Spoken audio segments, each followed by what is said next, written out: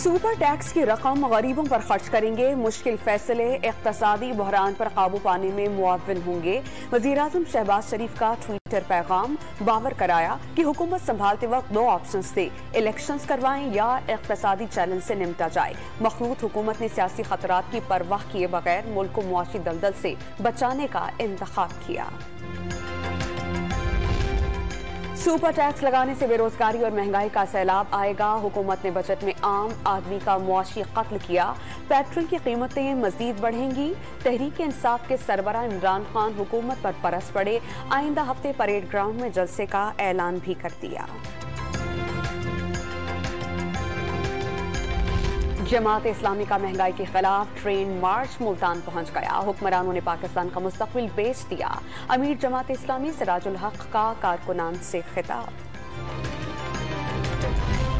एक हफ्ते में 20 किलोग्राम आटे का थैला 200 रुपए महंगा। कीमत 1900 रुपए की रिकॉर्ड सतह पर पहुंच गई। कराची वाले सबसे महंगा आटा खरीदने पर मजबूर।